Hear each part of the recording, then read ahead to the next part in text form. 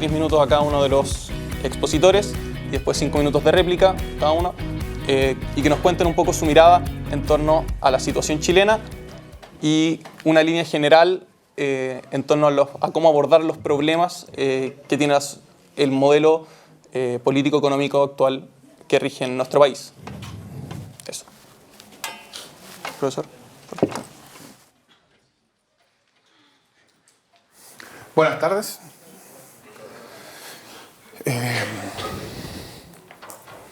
Si uno se pregunta cómo ordenar una discusión como la que se supone que vamos a tener hoy día, una manera, no digo que sea la única, pero una manera, dado que una de las cosas que está en discusión es la idea de derechos y hasta dónde llegan los derechos, es comenzar preguntándose qué quiere decir que alguien tenga un derecho.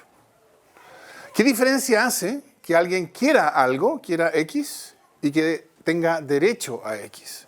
Ahora, esta es una discusión, por supuesto, que es muy lata y tiene la cantidad de páginas que se han impreso, las hectáreas de árboles que han sido picados para publicarlo, son considerables. Entonces no me interesa referirme en general a los derechos. Hay una sola dimensión que me gustaría destacar. Decir que alguien tiene un derecho es decir que hay un problema público en que quede satisfecho. ¿No? Por ejemplo, si yo quiero un automóvil y no puedo comprarlo porque no tengo el dinero, entonces no hay un problema público en que yo haya quedado insatisfecho. Pero si yo celebré un contrato y alguien se obligó a entregarme el automóvil y no me lo entrega, entonces yo sí puedo ir y pedir que el Estado me respalde en reclamar que me entreguen el automóvil. ¿Por qué? Si yo tengo un derecho, hay un problema público en que la pretensión que contiene ese derecho sea satisfecha. Y entonces la pregunta, es, cuando nos preguntamos por los derechos, la pregunta es, ¿hasta dónde llegan las pretensiones que es públicamente relevante que queden satisfechas? Y entonces aquí hay una especie, por así decirlo, como de desarrollo. No digo que haya una necesidad histórica, no digo que haya nada así como grandes leyes de hierro de la historia. El hecho es que uno observa que los derechos se fueron ampliando. Es decir, esa dimensión de aquellas cosas que cada uno pretende que resulta públicamente relevante que queden satisfechas, se fue ampliando. La primera afirmación fue cosas como la siguiente, estoy siendo muy sintético. La primera afirmación fue cosas como la siguiente. La pretensión de cada uno de que pueda ir a un tribunal y obtener protección, esa es una pretensión que vale para todos. Y como vale para todos, es importante que respecto de todos quede satisfecha. Igualdad ante la ley en el sentido formal, ¿no? De yo puedo concurrir. No hay personas que por su clase están excluidas de aparecer frente a un tribunal. Esa fue la primera. Eso es lo que habitualmente se llama derechos civiles. Derechos de igualdad ante la ley, derechos de comparecencia ante un tribunal, etc. La segunda, noten ustedes que ampliar, digamos, decir el estatus ante un tribunal, el estatus ante la ley, es igual para todos, es un intento nunca demasiado exitoso, nunca completamente exitoso, pero es un intento por excluir alguna dimensión de la facticidad, porque en términos de poder fáctico no todos somos iguales. Eso es claro. Pero la idea de igualdad ante la ley es, en lo que se refiere a comparecer ante un tribunal y con independencia de las diferencias fácticas entre los individuos, que uno es más rico, uno es más pobre, uno tiene más poder, el otro tiene menos, todos son iguales. Entonces, esta es otra dimensión que yo creo que es la misma, mirada desde otro punto de vista. Es otra dimensión al decir que alguien tiene derecho a algo. Hay alguna dimensión de la facticidad que se pretende excluir.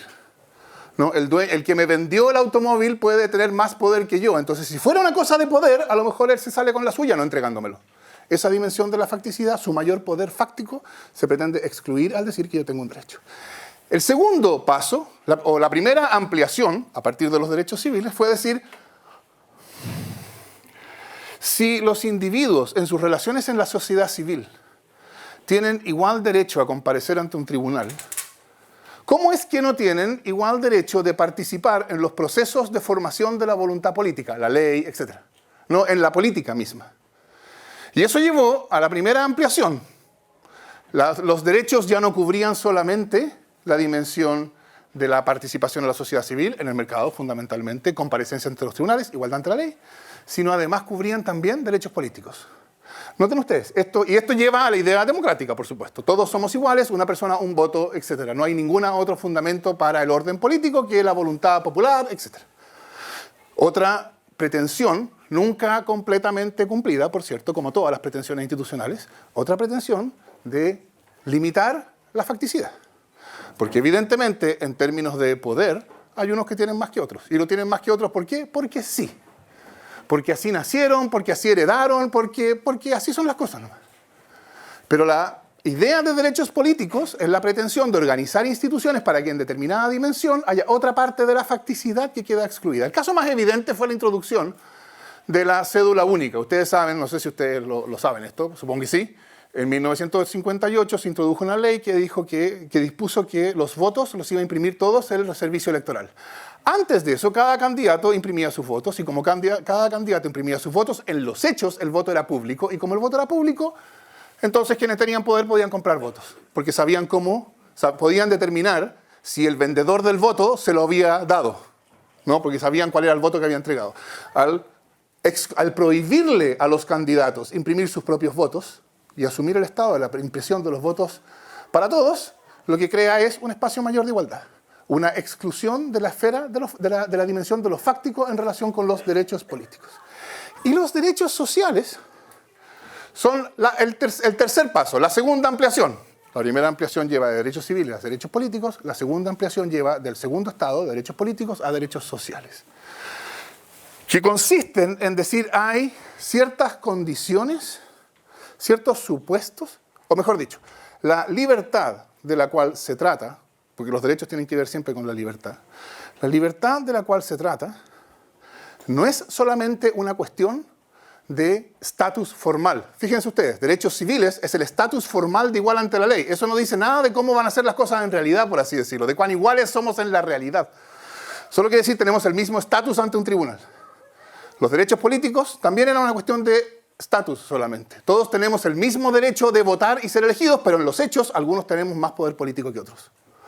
Los derechos sociales es la afirmación de que el estatus de ciudadanía y la libertad que ese estatus da al excluir dimensiones de facticidad no es una cuestión solamente de estatus, es una cuestión de condiciones materiales. Y entonces que hay algunas dimensiones de la vida en a la cual tenemos derecho, lo que quiere decir, hay un interés público en que sean satisfechas y no pueden ser satisfechas en diferentes medidas por consideraciones puramente fácticas. La misma lógica, exclusión de la facticidad por un lado, afirmación de lo público del problema.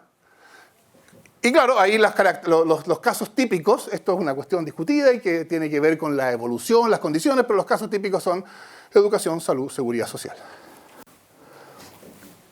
La pregunta era, sin embargo, ¿cuál es la situación a la cual estamos ahora, ¿no? Y entonces podemos, desde aquí, creo yo, uno puede adquirir una perspectiva desde la cual explicar el problema que hay hoy día a propósito de la discusión de lo que se ha llamado el modelo chileno. Y yo asumo mi responsabilidad en que se hable de el modelo. ¿Qué es el modelo? Yo diría, básicamente, es un conjunto de supuestos e ideas que se transforman en instituciones que especifican cuál es la esfera de la ciudadanía, hasta dónde llegan los derechos que nos reconocemos todos. Es decir, recuerden, cuando yo digo hasta dónde llegan los derechos, hasta dónde llega a la publificación del problema de la satisfacción, ¿no? O sea, cuáles pretensiones son públicamente importantes que sean satisfechas. Eso quiere decir los derechos. Y segundo, hasta dónde llega la preocupación porque las desigualdades fácticas que existen se manifiesten o no se manifiesten. Donde no hay derechos, no hay problema en que se manifiesten las desigualdades fácticas. No hay derecho a tener un automóvil, por lo tanto, no hay un problema público en que unos tengan un automóvil caro y unos tengan un automóvil barato y otros no tengan ningún automóvil. Entonces,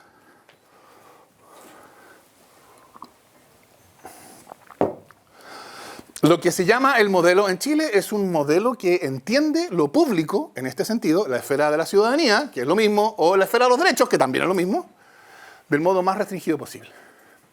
Es decir, lo público alcanza. Es como volver atrás, es como volver al siglo XVIII, al siglo de los derechos civiles. al siglo en que los derechos habrían dado solo el primer paso de afirmar igualdad ante la ley. Y claro, segundo paso, y igualdad política en el sentido de participación, pero con ciertas limitaciones cuya discusión nos llevaría al problema constitucional.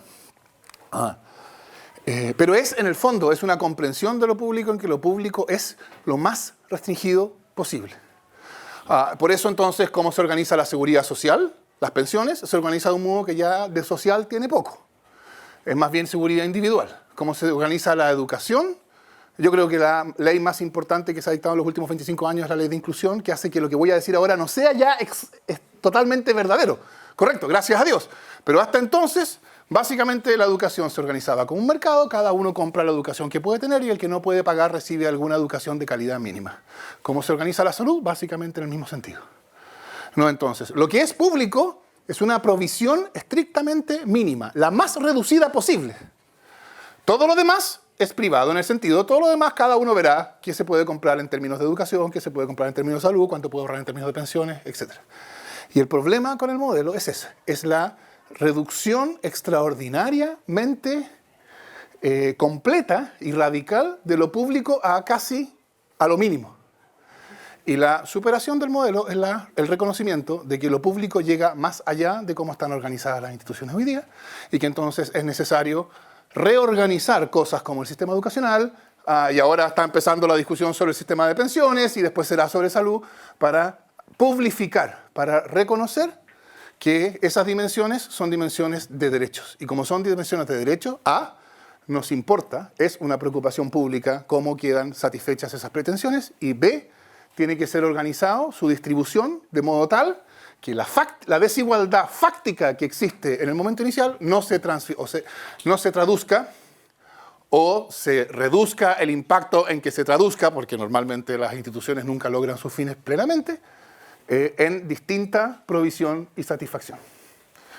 Y de eso se trata. Gracias.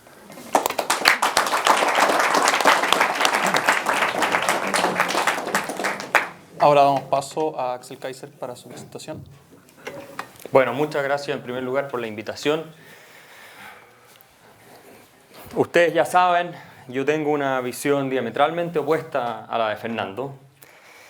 Y claro, como bien dijo él, esto daría para un debate eterno y estas son posiciones que no son originales ni de él ni mía, las que están enfrentadas aquí.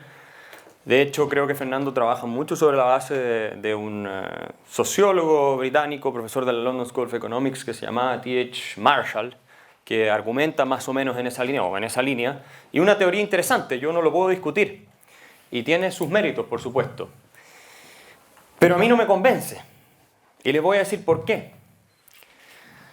Porque a mí me parece, lo que dice Fernando básicamente es, miren, hay una evolución, y me alegra que diga que no hay una ley histórica que llega para allá, porque obviamente sabemos que el historicismo puede ser criticado y demolido fácilmente. El historicismo es que la historia se define por una ley y no hay nada que hacer y vamos a terminar según lo que la ley histórica dice. O sea, no depende de nosotros, vamos a llegar a un final X. Como Marx profetizó, ¿no es cierto?, que iba a llegar el socialismo basado en una ley de la historia, que no había nada que hacer al respecto. ¿Ok? Entonces, lo que Fernando dice es, miren, si somos ciudadanos, es porque nos reconocemos una condición de igualdad, ¿ok? Si tú eres igual a mí desde un punto de vista moral, ético, entonces tú y yo tenemos que tener el mismo derecho a la libertad de expresión, tenemos que tener el mismo derecho a poder trabajar, tenemos que tener una serie de derechos. También se sigue que tenemos que tener el mismo derecho a votar. Porque ¿por qué razón, si somos iguales desde un punto de vista moral, yo voy a poder tener derecho a votar y tú no? O cualquiera de ustedes que está aquí. Hasta ahí yo estoy de acuerdo, en el sentido de que sí, y esa es la premisa del liberalismo clásico también, somos básicamente agentes con la misma dignidad, como tenemos la misma dignidad, se nos reconoce el mismo respeto y los mismos derechos a la libertad, de poder perseguir nuestros fines, nuestro plan de vida, y en una comunidad política al mismo tiempo de tener algo que decir al respecto, es decir, poder ir a votar, cosa que poca gente ejerce hoy en día, hay que decirlo. Perfecto, pero ahí es donde está el salto, viene ahora, que a mí no me convence, que es, no solamente tenemos que ser iguales ante la ley, la igualdad ante la ley se sigue del supuesto de que somos moralmente iguales, porque solo se nos aplican las mismas reglas en la medida en que se nos reconoce a todos la misma dignidad. A los esclavos no se les aplica la misma ley que a los dueños, obviamente, porque el esclavo está considerado un ser de menor dignidad. Entonces, puede ser propiedad de otro, ¿verdad? ¿Ok? De acuerdo. Pero entonces el salto es, además, los derechos sociales, que se ven como una proyección de esta condición de ciudadano igualitaria para todos, tienen que ser igualitarios para todos. ¿Qué significa esto? Que cosas como la educación, por ejemplo, no pueden reflejar, son un tema público, o sea, estatal, y no pueden reflejar diferencias relevantes. Es decir, en una teoría estricta de la igualdad de condición de ciudadano, ¿no es cierto?, que es la que explica Fernando, proyectada hacia los derechos sociales, un colegio como este no podría existir. Habría que cerrarlo. Porque en la medida en que haya colegios particulares pagados, como este, que es uno de los mejores colegios de Chile, y haya otros que no, porque hay padres que no van a tener los recursos para pagar los colegios particulares como estos, se está generando una desigualdad fáctica que no es compatible con la teoría de igualdad de ciudadanos. Entonces, este colegio hay que cerrarlo, hay que estatizarlo, hay que someterlo a un régimen con tantas restricciones que terminaría por desvirtuar su naturaleza. ¿Ok? Eso aplicará a los colegios privados. Lo mismo pasa con las pensiones. El sistema de capitalización individual, y hay que agregar, los sistemas de reparto europeos y los que están en otras partes del mundo están quebrados. Podemos entrar en esa discusión después, yo tengo todos los números. Bueno, el sistema de capitalización individual, que es la pensión, que hoy día tan endemoniado, resulta que el Estado tendría que hacerse cargo de eso. Fernando utiliza el concepto social porque cree que el Estado encarna cierto espíritu social. Yo pienso que no es así. Yo creo que el Estado es una organización, ¿no es cierto?, desde el punto de vista sociológico, que el Estado es una organización integrada por seres humanos de carne y hueso, como cualquier otra, ¿verdad?, que detenta el monopolio legítimo supuestamente del uso de la fuerza. Y que cuando lo tienen, también se benefician ellos. Véase todos los escándalos de corrupción que hemos conocido hace poco tiempo. ¿Ok? Y además genera un problemas de incentivos que no va a entrar ahora porque la discusión más bien filosófica en este minuto. Si lo aterrizamos a la parte económica y práctica, creo que el cambiar el sistema casi se cae de la mesa, ¿no? Entonces, quiero volver al punto de fondo. A mí me parece que los derechos sociales son la negación, no la proyección, de la condición de ciudadano. ¿Por qué? Porque si somos iguales en materia de dignidad, quiere decir que yo te respeto a ti, tú me respetas a mí y viceversa, y tenemos la misma ley para todos. Imagínense las reglas del Campeonato Mundial de Fútbol o del fútbol, todos juegan con las mismas reglas, ¿verdad? Entonces, tenemos que respetar los proyectos de vida de cada persona. Si tú quieres ser empresario, es tu proyecto de vida. ¿Con qué derecho yo te voy a impedir hacerlo? ¿Y qué pasa si tú y tus amigos el día de mañana quieren abrir como proyecto de su vida una clínica privada para atender gente que la pueda pagar, que dentro de su proyecto de vida está también poder ir a una clínica privada para ellos y para sus hijos, usando el dinero que se ganó con su propio esfuerzo? ¿Ok? ¿Cuál es el problema? O sea, si yo estoy dispuesto a decir es que no, porque hay un tema público, automáticamente tengo que prohibirte poder hacer eso, tengo que prohibirte poder abrir colegios como este, ¿no es cierto? Y tengo que obligarte a ti a ir a servicios estatales igualitarios para todos. Y tengo que obligar a tus hijos a ir a colegios estatales para todos. Y vean ustedes cómo funcionan además, ese es otro problema. Pero aunque funcionaran increíblemente bien, te tengo que obligar, te tengo que prohibir coactivamente, es decir, por la fuerza, desarrollar tu proyecto de vida. En ese sentido, disponer de los frutos de tu trabajo, que es, y Marshall lo reconoce, la propiedad privada, parte de los derechos civiles. Entonces, restrinjo tu libertad, te digo, no, usted no puede abrir un colegio, usted no puede mandar a su hijo al colegio que usted quiere, usted no puede jubilarse privadamente en un sistema de pensiones, no puede. ¿Por qué? Porque va a generar desigualdad. Y como la desigualdad es incompatible con la condición de ciudadano, entonces eso tiene que estar prohibido. O muy restringido, por decirlo de otra manera, no tan dura. ¿Ok? Pero yo digo al revés. Si ustedes son iguales ante la ley, si somos iguales en términos morales, yo tengo que respetarlo aunque no me guste. Y no solo se traduce en lo que dice Fernando, que es el auto. El Camaro amarillo que le gusta a Fernando. Me acuerdo de ese ejemplo que pusiste una vez. Esto no me gusta, debo decirlo. Bueno. Pero use el ejemplo. Bueno, no solamente es el automóvil, se fijan, el problema. ¿Por qué yo tengo derecho a comprarme un Ferrari si quiero, pero no tengo derecho a decidir a qué colegio voy a enviar a mis niños o a abrir yo un colegio a la pinta de lo que yo y mis amigos queremos, ¿verdad? No le estamos dañando a nadie, no estamos evitando que otros lo hagan tampoco. Háganlo, hagan lo que quieran. Pero déjenme a mí vivir mi vida, desarrollar mi proyecto de vida como quiero, y transmitirle a mi hijo los valores que yo quiero, darle la educación que yo quiero. Eso es parte de mi dignidad como persona. Eso es igualdad ante la ley, ¿verdad? Entonces, es lo mismo que en el fútbol.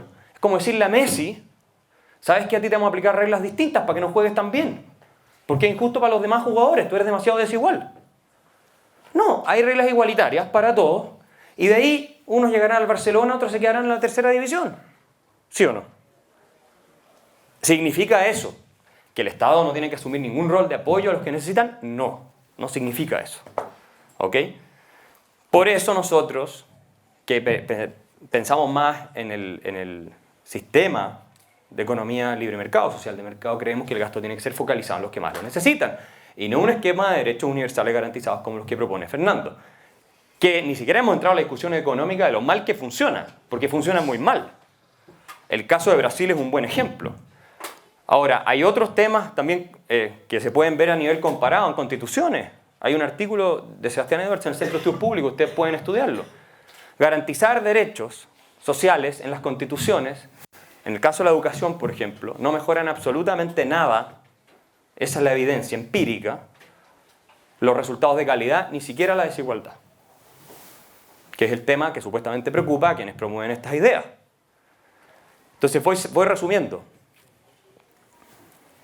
Si ustedes quieren ir a gastarse $200 en un concierto de Justin Bieber, yo lo encuentro espantoso. No me gusta. Pero es su derecho a hacerlo. ¿Por qué? Porque la libertad es tu proyecto de vida. Tú tienes la libertad de hacerlo, ¿ok? No veo por qué, en materia de lo que se llaman derechos sociales, tiene que ser distinto. Y por lo demás, si de verdad aceptamos que hay algo así como los derechos sociales, que es un concepto muy cuestionable, no crean que es evidente que hay derechos sociales, no es evidente que hay derechos sociales. Es un concepto muy cuestionable. Si aceptamos en una de esas y hacemos los estudios económicos y empíricos, como es el caso y existen, nos vamos a dar cuenta que la provisión privada, incluso con lucro de derechos sociales, es mucho más eficiente en resolver los problemas, ¿verdad?, que cuando el Estado controla toda esa dimensión. Por los problemas de incentivos, por el despilfarro, por la corrupción, por una serie de factores. ¿Ok? Y hay un montón de datos para avalar este tema. Entonces, yo no sé cuánto tiempo me va quedando. 1 minuto. 1 minuto. Entonces, para ir cerrando, yo los llamo a pensar de esta manera. Si respetamos los proyectos de vida ajenos, de todas las personas, y eso mutuamente, obviamente, no es que tú respetas el mío y yo no el tuyo, no, para todos. Tenemos que respetar el derecho a disponer de la propiedad que cada uno adquirió, ¿ok? Y si eso es así, tenemos que respetar que haya personas que quieran crear colegios a los cuales mandar a sus hijos, crear universidades, crear lo que quieran, ¿ok? Es parte de tu dignidad como persona. Lo contrario es poner la bota del Estado, ¡pum!, para igualarnos a nosotros, aplastarnos y prohibirnos, ¿cierto?, desarrollar nuestro proyecto de vida como nos parezca, bajo el argumento de que no vamos a lograr la igualdad que estamos buscando. Y cierro diciendo que esto no significa, ojo, que el Estado no deba asumir ningún rol en materia de ayuda a los que lo necesitan, con políticas públicas, focalizadas y bien pensadas, con incentivos bien puestos para que la plata no se pilfarre y no se pierda, que es como está pasando en Chile todos los días. El tamaño del Estado chileno hoy es casi un 30% del producto, bien calculado, ¿ok? No es pequeño, es más o menos como el suizo, y no nos comparemos con Suiza en ninguna materia, ¿ok? ¿Se gasta bien te pregunto yo a ustedes, ¿de verdad se está gastando bien el dinero que le quieren seguir dando al Estado? ¿Creen ustedes eso? Piensen. Ese es un ejemplo, el jubilazo, gendarmería, ¿te fijas? Los falsos exonerados, los escándalos de Codelco, o sea, está lleno de casos así. Esa es la realidad. Entonces la teoría que también es criticable, por eso yo digo, son dos partes, uno el argumento filosófico y otro el argumento económico. En ese no podemos entrar por falta de tiempo, tal vez podemos entrar más tarde. Gracias.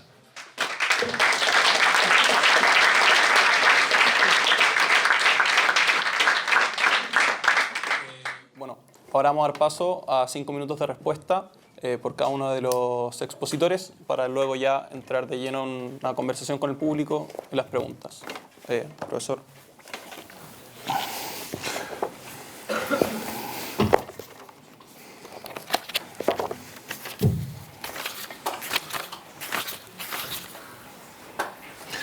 Medio minuto, por favor.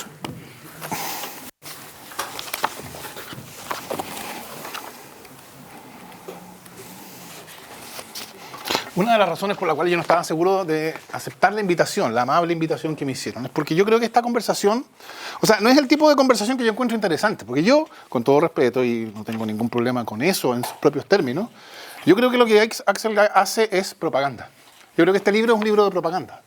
Es un libro de caricaturas, de distorsiones, que no hace ningún esfuerzo por asegurarse de que aquello en contra de lo cual argumenta es la posición que tiene al frente.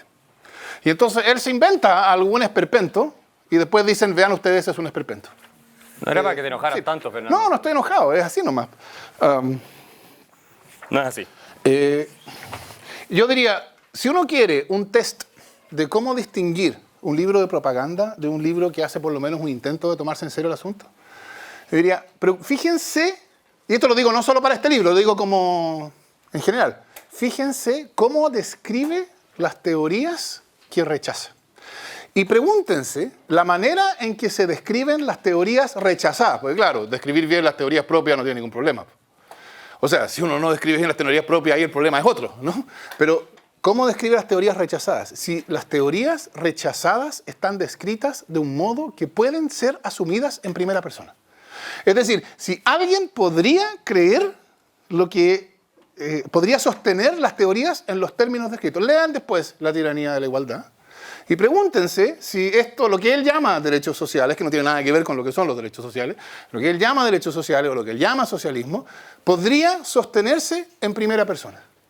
Y yo diría, nadie puede sostener en primera persona las brutalidades contra las cuales él está argumentando, porque son todas brutalidades, así que claro, si contra esas no hay discusión. No se pueden sostener en primera persona. Yo diría, ese es el test. El que describe correctamente la teoría contra la cual argumenta, la describe de un modo que en principio el otro, el criticado, podría decir, sí, eso es lo que yo creo. Y eso permite diálogo, porque entonces yo le puedo decir, sí, estamos en desacuerdo, porque respecto de la misma cosa, tú dices que sí y yo digo que no, eso es un desacuerdo. Pero estamos hablando de cosas distintas, la verdad es que no hay mucho donde avanzar. Así que, ¿qué podría yo decir? Bueno, si uno está dispuesto a describir en la ley de cédula única, ¿no? Esta ley que dispuso que los votos los imprimía el servicio electoral y que entonces que los candidatos ya no podían imprimir sus votos. Si uno está dispuesto a describir esa ley diciendo, esa ley fue una ley que prohibió, intervino con los planes de vida de los candidatos que deseaban imprimir sus votos y les prohibió imprimirlos y por eso entonces redujo la libertad y sometió el régimen de producción de los votos a un estado totalitario, si uno está dispuesto a decir eso, entonces la descripción respecto de la educación puede sostenerse. Ahora, como descripción de la cédula única, yo encuentro que es totalmente absurda. Eso no es un problema, o sea, eso no se describe correctamente bien, diciendo se intervino brutalmente con la libertad de los candidatos por la vía de prohibirles imprimir sus votos. No, se crearon las condiciones materiales para que todos tuvieran, en alguna medida, no ideal y no siempre lograda, porque siempre es insuficiente, pero para que todos tuvieran igualdad de poder político, para dejar al poder del dinero, en alguna medida, fuera de la distribución del poder político. Eso no es solamente una declaración, se trata de crear condiciones institucionales para que eso se haga probable. Y entonces, yo diría, respecto a la educación, lo que él dice, esto de prohibir, etcétera, bueno, la verdad, para ser honestos, es lo que existe en buena parte del mundo. Y no de, como dice él en la teoría, en la tiranía de la igualdad, no en, porque él tiene un conocimiento extraordinario de esos países que yo no conozco, no cómo funciona en Norcorea. Yo no tengo idea cómo la educación funciona en Norcorea. Supongo que Axel sí, porque él sabe. Tú sí sabes. No, yo no tengo idea. No, lo reconozco, no tengo idea. De hecho, ni siquiera leo coreano, así que difícil.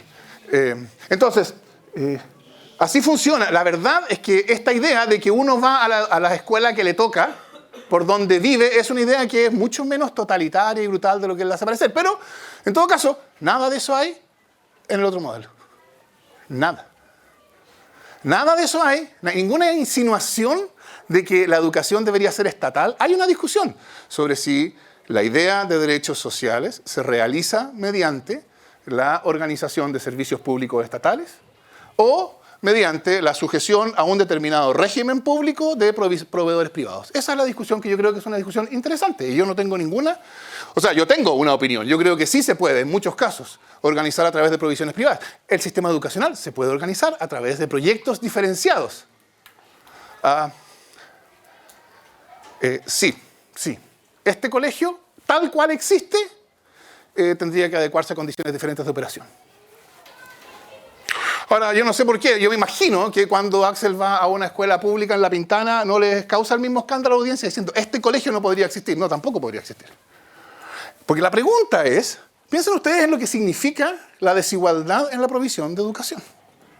¿Qué van a decirle ustedes a los que tengan menos renta que ustedes en el futuro? ¿Cómo van a justificar su posición? Ustedes van a decir, yo me lo gané. El propio criterio distributivo del mercado, el mercado como criterio distributivo, supone que hay ciertas cosas que no están sujetas al mercado. Una de ellas es la educación. Y entonces que digamos, para... Sí, termino ahora. En esta lógica uno tendría que decir, sí, no es como un campeonato de fútbol, no es como el fútbol, es más bien como el polo, que se garantiza condiciones de relativa igualdad por la vía precisamente de hacer lo que él decía que era tan totalitario, etc., ¿no? El equipo que tiene a Messi tiene un hándicap contrario. ¿Por qué? ¿Por qué esta intervención brutal? Los poleros resulta que son muy igualitaristas, ¿no? ¿Por qué? Bueno, porque son distintas maneras de concebir la competencia igual. Y entonces la pregunta sería, y yo creo que es particularmente interesante cómo se responde esa pregunta en un lugar como este, que es el lugar que está más bien arriba que abajo. ¿Cuál es la manera más equitativa de concebir las relaciones que se fundarán después y las distribuciones que se fundarán después en la competencia? ¿Qué comprensión de la educación supone el hecho de que vivamos en una sociedad que en buena parte distribuye de acuerdo a la competencia? Gracias.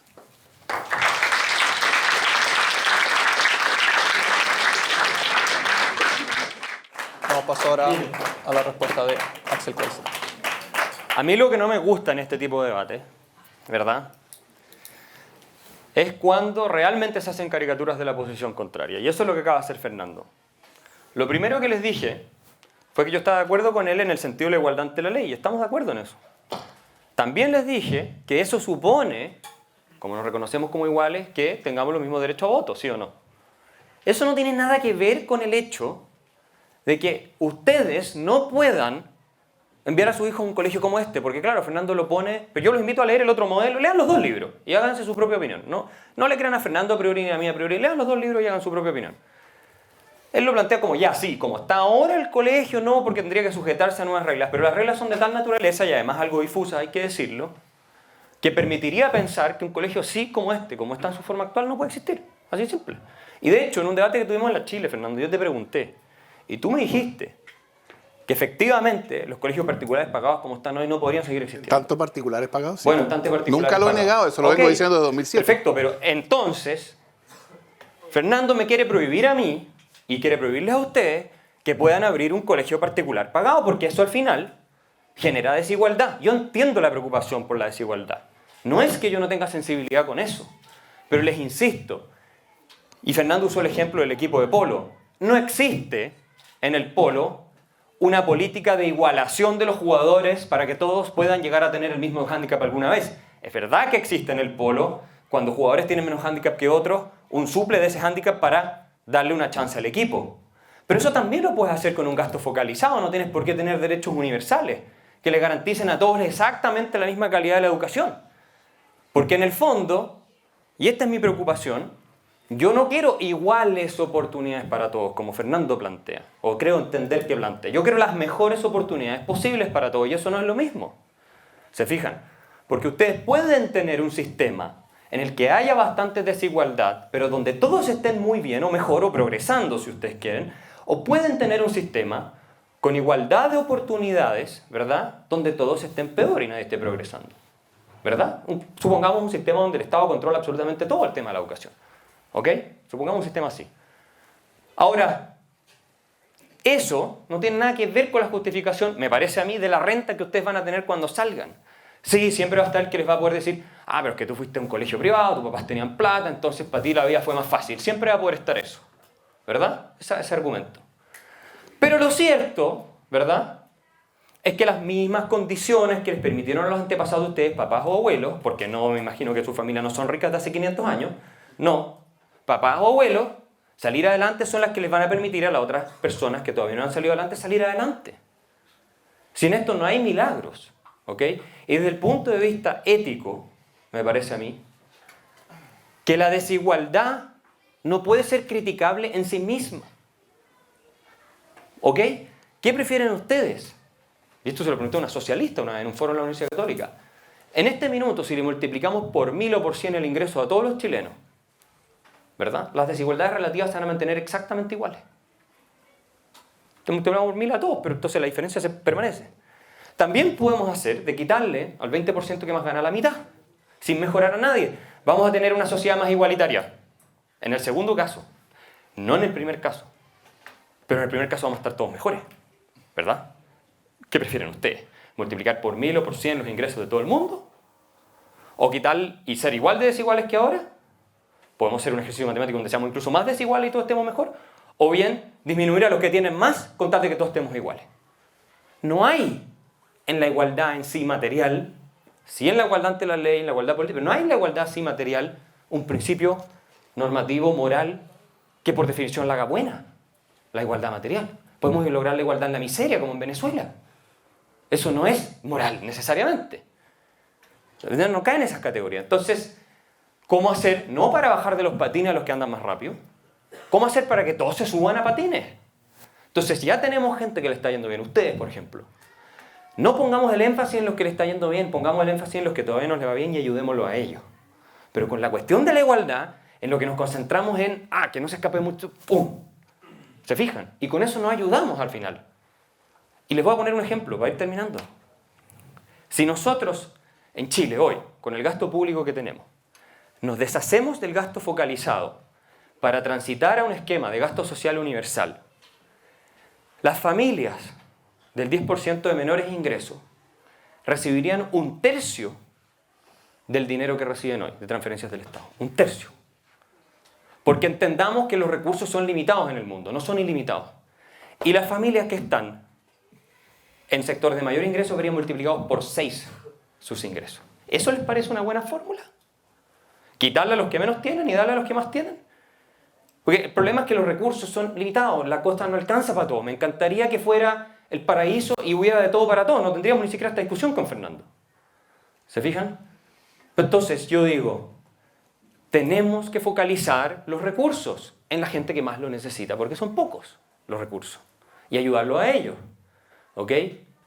Si ustedes y sus padres tienen la posibilidad de salir adelante sin ayuda y además pagando impuestos, que son los que terminan beneficiando a los otros, perfecto. Pero ¿por qué le vamos a quitar a los que menos tienen esa transferencia de recursos y vamos a generar sistemas universales, que ni siquiera hemos entrado en la discusión económica de cómo funcionan, lo insisto, que finalmente van no a beneficiar a los que más necesitan, incluso los pueden llegar a perjudicar? Y hay estudios sobre el tema de los derechos sociales en Brasil, que la judicialización de los derechos sociales en Brasil ha llevado a que se les quite plata a los pobres para que familias con mayores recursos, que tienen la posibilidad de litigar, terminen beneficiándose. Hay estudios que indican esto, ¿ok? Entonces, insisto, yo no estoy, y de cierto, y le tengo que refutar esta cosa a Fernando. Fernando puede decir que yo estoy equivocado en cómo yo leí el libro de ellos. No tengo ningún problema con esa acusación, o con esa crítica, más bien. Pero lo que no puede decir es de que yo hice un ejercicio de caricatura, porque no hice un ejercicio de caricatura.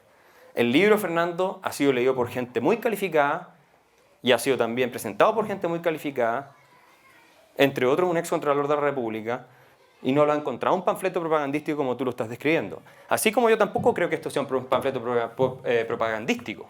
Sí creo que está lleno de errores y tiene una filosofía equivocada.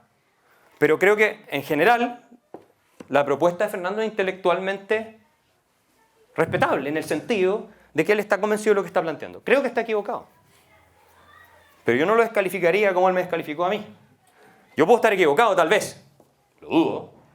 Puedo estar equivocado, Fernando, pero te lo digo, con toda sinceridad. Yo no intenté aquí dibujar una caricatura. Entonces lo hiciste sin intentarlo. Bueno, pero eso entonces me lo tienes que justificar por qué y cómo se produjo. O sea, no cómo se produjo, pero por lo menos argumentar de fondo por qué. No fue el caso. Por eso les digo, y cierro. Lean los dos libros. Lean el otro modelo, lean La tiranía y la igualdad, fórmense su propia opinión. Obviamente nosotros tenemos skin in the game, como dicen los gringos, y por lo tanto vamos a defender nuestras respectivas posturas.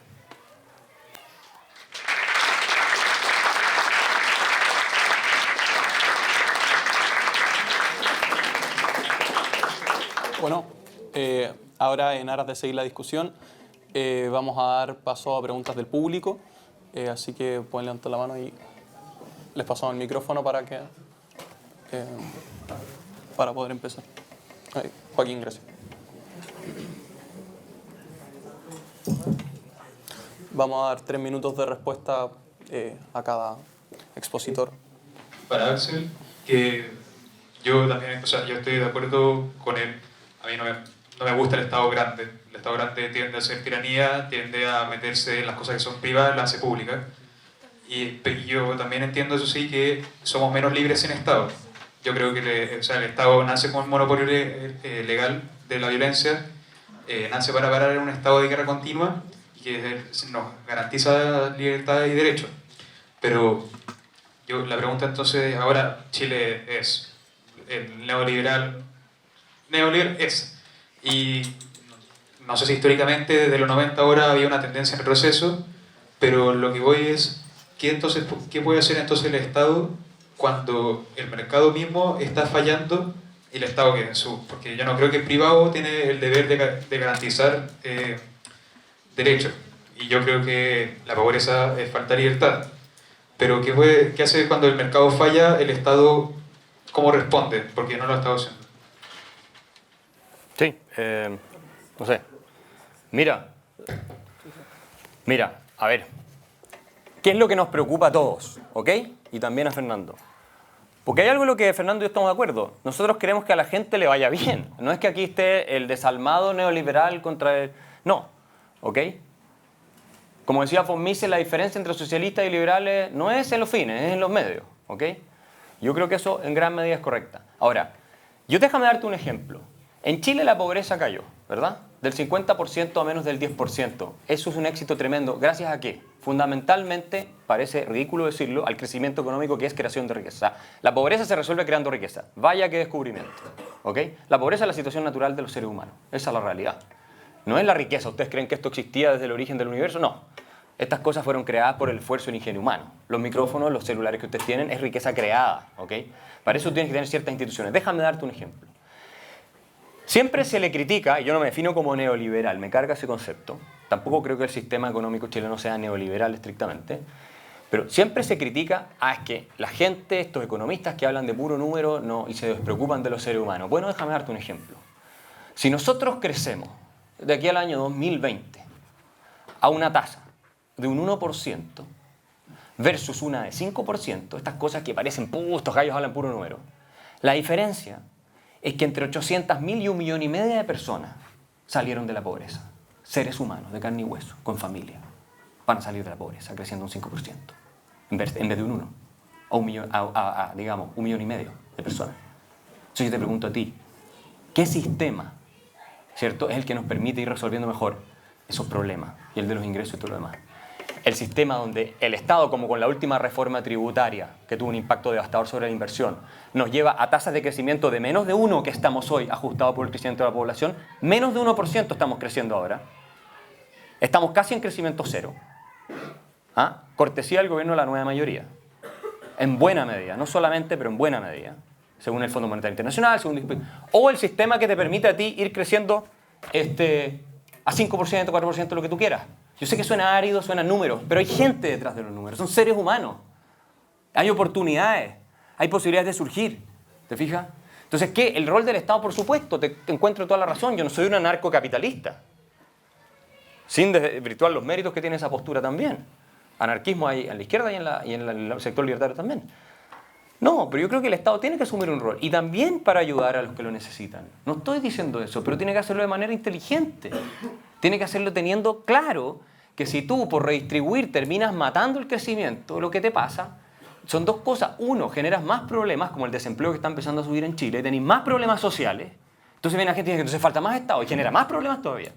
Entonces, y por otro lado, cuando cae el crecimiento, cae la recaudación tributaria. Entonces, la misma política social que tú quieres hacer, ya no la puedes hacer. Y lo que le pasó al gobierno ahora, que prometió educación universal gratuita para todos, universitaria, ¿y qué pasó? No nos alcanza la plata, lo que les dijimos todos que les iba a pasar. Los que estábamos críticos del programa, por supuesto. No les alcanza la plata, ¿te fijas? ¿Por qué? Porque la recaudación se desplomó y las expectativas de gasto subieron. Y estamos endeudando el país ahora. Y todas esas consecuencias vamos a tener que pagarlas nosotros. Entonces, tenemos que ser responsables en esto, ¿ok? Tenemos que ser responsables y tenemos que focalizar de verdad nuestro esfuerzo en los que más lo necesitan y tener un Estado, un aparato burocrático eficiente.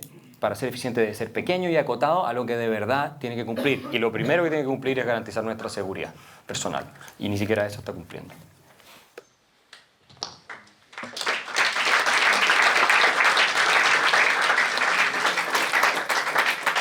Seguimos con las preguntas. El micrófono. Ahí, después, ahí atrás. Joaquín, gracias. Hola, ¿por qué este gobierno ha buscado igualdad y no equidad para la población chilena? ¿Para quién? Para la población. Para los dos. Para los dos, para Axel. ¿Y cuál es la diferencia entre igualdad y equidad? Entre la equidad es dar mérito y la igualdad es parcial ante todo. No me quedó clara la diferencia. El problema es que sin... Bueno...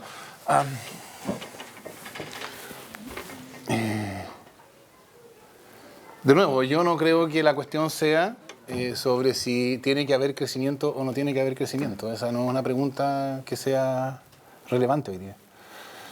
Yo tampoco estoy aquí en defensa del gobierno de la nueva mayoría en términos de las políticas que adoptaron o cómo hicieron las cosas. Yo tengo una posición relativamente crítica. Creo que han cometido muchos errores y algunos de esos van a tener consecuencias.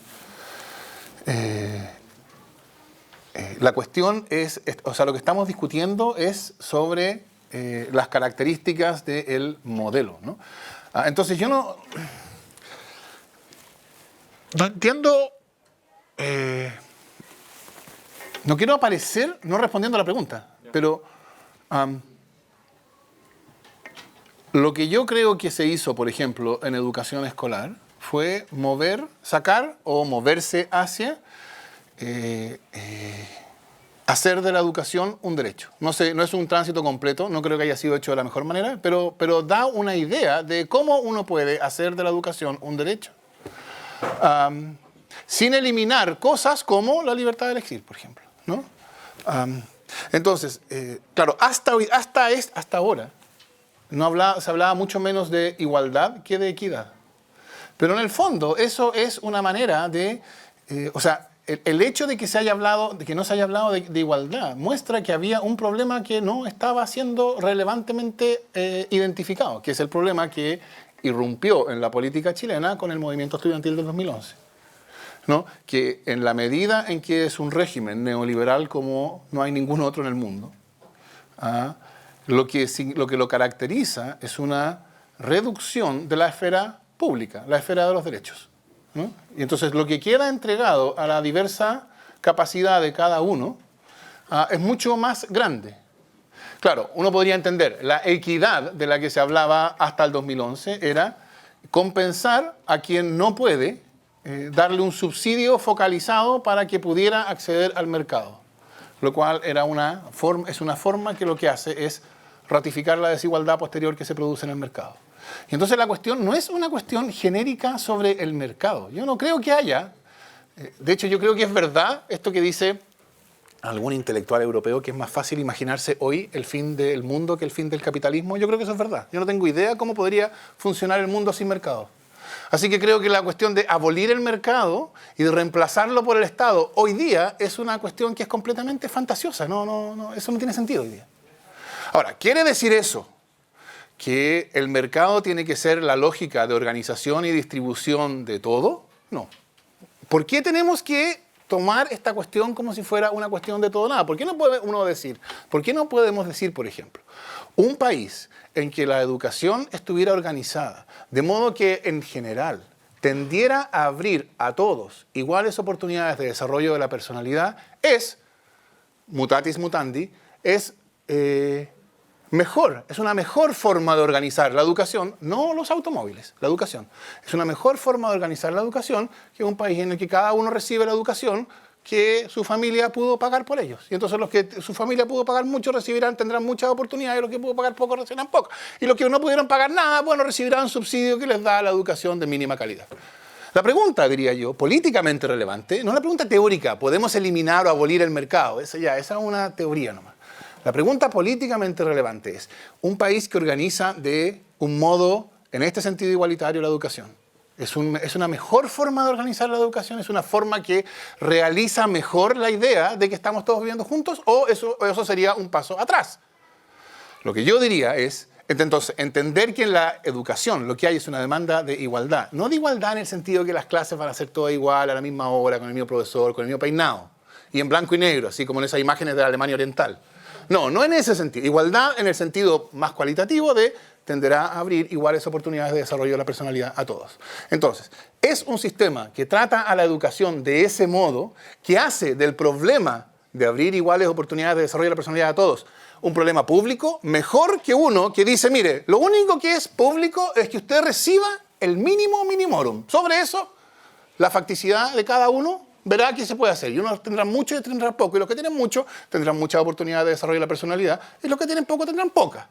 La pregunta es comparativa. ¿Cuál de los dos sistemas es mejor? Esa es la pregunta, por así decirlo, entre comillas, normativa. Después uno va asumiendo distintos pasos. El paso siguiente es, si es verdad que de lo que se trata es organizar la educación de modo que abra iguales oportunidades de desarrollo de la personalidad a todos, ¿cuál es la forma institucional? ¿Es la forma estatal la forma en que tiene que organizarse? Sí. ¿Es esa la forma? Para hacer eso, ¿necesitamos que no haya educación privada y que solo haya educación estatal? Yo creo que a esa la respuesta es no. Es perfectamente posible que haya diversidad de proyectos educativos y que haya igualdad en este sentido. En fin, pero uno va un paso cada vez. Entonces uno parte del primer paso y después del primero sigue con el segundo. Y así va viendo hasta dónde llega. Y no tiene por qué. Yo creo que aquí la cuestión principal es excluir todo dogmatismo. Continuamos ahí atrás. El micrófono, Joaquín, el señor que estaba al fondo. Levantó la mano primero. Primero, fuera de esos dos libros, les sugiero que lean también el libro que se llama De animales a dioses, que también tiene un nombre Sapiens, que también cubre un poco el punto que dijo el señor Atria respecto al capitalismo. Pero hay una premisa que yo todavía no me queda clara. ¿Por qué en un modelo en que se permite al privado maximizar, ¿no es cierto?, el potencial a través de escoger las maneras de educación? ¿Por qué siempre viene con un estribillo que dice, y al que no pueda pagar, que se le dé lo mínimo que hay? Mi pregunta es, al que no puede pagar, o al que puede pagar menos, ¿por qué no se utilizan más eficientemente los recursos del Estado para tratar de maximizar la calidad de esa educación?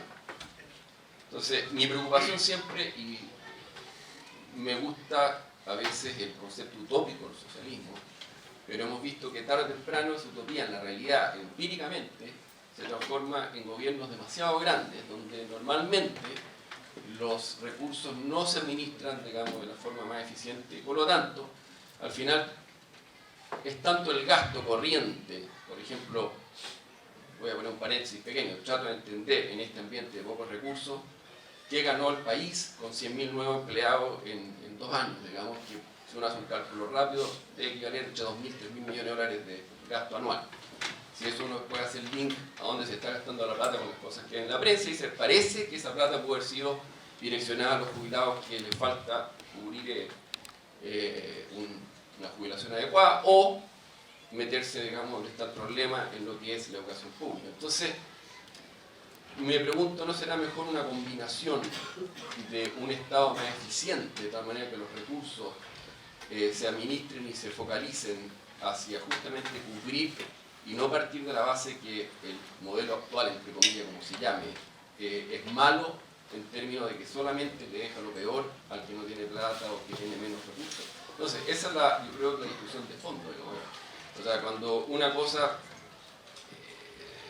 no sé, tiene cola de chancho, oreja de chancho, de repente iríamos a reconocerlo. O sea, en realidad quizás no es necesariamente el socialismo y la igualdad que estamos mencionando la manera para llegar a ese óptimo que queremos todos llegar. Ese es un poco el concepto que trato de preguntar y ver si efectivamente es tan así de que el modelo actual solamente le deja la peor educación porque es el mínimo que queremos garantizar y chavo. ¿Por qué no subimos esa vara? ¿Esa para mí? ¿Hacia quién? Bueno, Fernando. Para los dos también puede ser. Entonces, ¿para qué preguntar? No, pues si estaba dirigiendo. Veo, perdón. A ver, hay una parte en que yo precisamente creo que esa es la lógica antidogmática que hay que seguir. Ahora, lo que pasa es que yo creo que no es todo lo que usted dijo, porque la idea de focalización le lleva que tiene que ser el mínimo. O sea, precisamente, focalizar ¿en quién? En quienes más lo necesitan. ¿Y cuánta educación les doy? El mínimo aceptable. O sea, ¿por qué eso es focalizar? No necesariamente. O sea, si yo...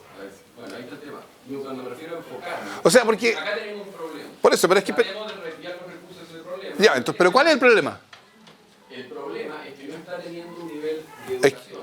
Es que hay... La brecha se amplía demasiado. A ver. Hay que cerrarla, pero no cerrarla así.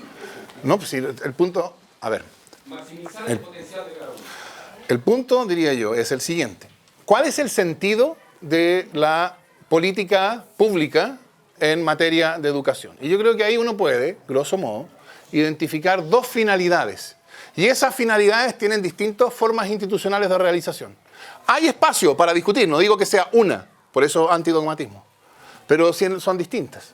Una finalidad es decir, mire, la educación, por ejemplo, se va a organizar fundamentalmente a través de un régimen de mercado. Ahora, eso tiene un problema, ¿no? El problema es que en el mercado, el que no puede comprar se queda sin. Y eso es intolerable, ¿no? O sea, eso es un avance civilizatorio, que por lo menos eso... O sea, que no sea solo una cuestión de derechos civiles y derechos políticos, sino también algo de eso. Porque Axel dice, no, si no hay ningún problema, beneficios focalizados para ayudas, no hay problema, eso está bien. Ahora, yo preguntaría de dónde salen los recursos para esas ayudas y, según lo que yo le he escuchado a Kaiser, tendría que ser robándole la propiedad a los dueños de la propiedad, porque él siempre habla en estos términos, ¿no? Que los impuestos son una manera de quitarle a alguien la propiedad de lo que él produjo. Esos son, por eso se llaman impuestos. Bueno, ese sería el límite entonces. Como cada peso que yo gasto en este gasto focalizado, en esta ayuda, sería un robo, por otro lado, le estoy quitando a alguien su propiedad, entonces tiene que ser el mínimo. Porque mientras menos robemos, mejor. O sea, yo diría, ojalá robemos nada. Pero en fin. Entonces, la lógica de la focalización es que la focalización va dirigida al que no puede comprar en el mercado lo suficiente y tiene como finalidad permitirle recibir lo mínimo para que ya digamos, estamos bien. Ya recibió aquello que tiene derecho a recibir. Es la lógica de la focalización. Entonces, una finalidad política, digamos, es nadie puede recibir menos que el mínimo y, por tanto, todo el que no puede agenciarse el mínimo se le dará. Esa es una finalidad. Yo creo que esa es la manera en que está organizado el Estado chileno. Yo diría, esa es la lógica neoliberal cuando tiene rostro humano. Cuando no tiene rostro humano, dice, bueno, el que no puede comprar educación, no recibe educación nomás. Cuando tiene rostro humano, le da el mínimo. Ahora, ese mínimo, por supuesto, que puede ser más o menos alto. Está bien. Sí, está bien. Pero va en la idea de focalización. Es que yo me acuerdo cuando el ministro Beyer, a propósito de la discusión sobre financiamiento, cuando era ministro, decía, vamos a focalizar en el 90% más pobre. Y claro, si uno está pensando en focalizar en el 90% más pobre, es un poco ridículo, ¿no? Porque la idea de focalización, o sea, bueno, supone que el mínimo tiene que ser más o menos mínimo. Tiene que haber algún sentido de mínimo en que es razonable decir todavía estamos focalizando, ¿no? Entonces, sí, solamente mencionar la segunda posibilidad. La segunda posibilidad es, de lo que se trata no es permitirle al que no puede comprar acceder al mercado. De lo que se trata es que aquello, en este caso la educación, se distribuya conforme a un criterio distinto del mercado, que es el criterio de los derechos sociales. Es decir, se organice de modo tal que tienda a ofrecer la educación a todos iguales oportunidades de desarrollo de la personalidad. Yo diría, esas son las dos maneras de entender el sentido de que haya política educacional, de que haya gasto social. Es una finalidad compensatoria de darle a los que no pueden comprar el mínimo para que accedan, o es una finalidad de ciudadanía. Es decir, no, la educación no se rige, no se distribuye conforme a la lógica de los automóviles. La educación se distribuye conforme a un criterio de ciudadanía. Y la pretensión es que a todos habrá iguales oportunidades de desarrollo de la personalidad. Y eso tiene consecuencias de cómo se organiza, por supuesto. Sí, pero es que la segunda derivada de eso es donde hay que entenderlo, porque si eso implica, ¿no es cierto?, de que se le restringen las capacidades, el potencial a gente que sí lo tiene, por cualquier motivo, para poder, de cierta manera, darle a todos ese nivel más estándar, entramos en un tema. Déjame complementar esa respuesta. Hay dos formas, Fernando lo dijo, hay dos formas de ver este asunto. O excluimos la lógica de mercado de la provisión de derechos sociales, o la aceptamos. Ahora, ¿qué implica excluir la lógica de mercado? La lógica de mercado, por cierto, no es la lógica de seres extraterrestres que están ahí decidiendo lo que nosotros hacemos, es la lógica de las decisiones que cada uno toma con la información que tiene y según las preferencias y gustos que cada uno tiene y con los medios de los que dispone, por cierto. Ok, si excluimos esa lógica, la de las decisiones libres de las personas con su propiedad, nos queda solo la del Estado. También la de la filantropía, que podríamos empezar a discutir, la sociedad civil, en fin. Pero digamos que nos queda la del Estado. Entonces, ¿qué pasa? El Estado tendría que pasar a ser el providente por excelencia de educación. Esto es obvio porque ahora podría haber providentes privados, puede decir Fernando, pero tienen que estar sometidos a un régimen de lo público, pero hay que especificar bien de qué se trata el régimen de lo público, porque el régimen de lo público finalmente termina convirtiendo a los providentes privados en agentes que tienen que proveer de acuerdo a la lógica pública o estatal, por decirlo de otra manera, lo cual es lo mismo que decir que no hay lógica privada, que la lógica privada es la de los incentivos, la del lucro y todo eso, ¿ya? Que suena horrible hoy día decir, el tema del lucro. Bueno, entonces, ¿qué pasa? Yo puedo estar de acuerdo, y estoy, de que haya una redistribución, y sí creo que los impuestos son confiscación de la propiedad de otros, por eso se llaman impuestos y no voluntades, porque te lo imponen por la fuerza, si no lo pagas te meten preso, en fin. Estoy dispuesto a, obviamente, aceptar, y creo que debe ser así, con un sistema que puede tener incluso subsidios a la demanda, que pueden ser igual al promedio o más, dependiendo de las posibilidades económicas, porque todo esto también tiene que ver con eso, del sector privado, de un colegio como este, ¿se fijan? ¿Ok? Entonces tú le das a los padres que no tienen los recursos un subsidio que solo se pueden gastar en educación, por cierto, no se lo van a poder gastar en trago, no, en educación, para que vayan a un colegio, ojalá particular, en el cual sus hijos tienen buena educación, porque recordemos que los mejores colegios son aquellos particulares subvencionados, se critica que por el estrato socioeconómico y todo, pero todo el mundo que puede al final saca a su hijo y lo mete en colegio particular pagado o particular subvencionado. Entonces, ahora, la lógica del Estado, yo se lo digo a ustedes, la lógica del Estado, los seres humanos somos lo mismo en el mercado y en el Estado. No por pasar al Estado vas a dejar de ser un sanguijuela, chupasangre, que no sé qué, y te vas a convertir en un ángel que vela por el bien de los demás. Eso no es el caso. La lógica del Estado, y es cosa de ver cómo funciona el sistema educacional chileno, que la rentabilidad en función de lo que se le mete y cómo se consume el gasto público, es de despilfarrar los recursos. Esa es la realidad que vivimos hoy. Si tú vas y ves el World Economic Forum, de los 3 ítems que más critican a Chile, ¿verdad?, es la ineficiencia de su burocracia. Porque es una de las cosas que impide el desarrollo de Chile, dice el World Economic Forum. Entonces queremos darle más poder a la burocracia, que por lo demás también es capturada por grupos de interés. No es verdad que no existe el motivo del lucro y el motivo del interés personal en el Estado. Existe. Lo vemos todos los días en las noticias. ¿Ok? Entonces, y cierro con esto, me parece a mí que la fórmula más apropiada para lograr incluso la meta que quiere Fernando, que es que haya mejores oportunidades, supongo, él habla de iguales oportunidades, tiendo a pensar que es preferible hablar de mejores, porque iguales pueden ser iguales todas muy malas, ¿se fijan? Yo prefiero que sean todas mejores, aunque sean desiguales, que iguales muy malas. Pero que esa meta se logra mejor con una administración focalizada, eficiente y controlada de los recursos. Y para eso, las partes que recibe tienen que tener cierto poder de fiscalización. Y en la lógica del Estado, eso es mucho más difícil, ¿no? Es mucho más complicado. Porque no existe la demanda, no existe la oferta, en fin. Existe solo oferta monopólica, listo, se acabó. O aceptas eso o no tienes nada que hacer. ¿Fija? Entonces, incluso los suecos introdujeron el modelo voucher con recursos públicos. Sí, termino. No es que yo diga, no, ningún peso tiene que... No, pero es lo que dices tú. Hay que focalizarlo porque los recursos, queramos o no queramos, son limitados. Entonces, pensemos en cómo multiplicarlo y después cuando lo redistribuimos, pensemos en cómo redistribuirlos para que realmente llegue a la gente que lo necesita, ¿no es cierto? Y no terminemos también matando la gallina de los huevos de oro, porque ahí pierde todo el mundo. Déjame decir una cosa brevísima. ¿Se puede? Que a mí me sorprende que yo tengo más respeto por los derechos individuales que Axel parece. Porque yo diría, no. Si algo cuenta como confiscación, está prohibido. El Estado no puede andar confiscando la propiedad de los individuos. Yo diría que los impuestos no son confiscación. Y el hecho de que se llamen impuestos y entonces sean jurídicamente obligatorios, no dice nada, porque también es jurídicamente obligatorio que el que vendió algo lo entregue. Así que eso no dice nada. No, pero yo diría, los impuestos no son confiscatorios. ¿Por qué no son confiscatorios? El Estado puede lícitamente cobrarlo. Ahora, decir, los impuestos son confiscatorios, ¿no? Le están robando lo suyo al dueño. Y B, el Estado puede, pero ojalá que no sea mucho, es lo mismo que decir, bueno, no importa mucho decir que son un derecho. Porque él dice, son un derecho, o sea, los impuestos infringen un derecho, pero no es demasiado grave porque el Estado lo puede hacer igual.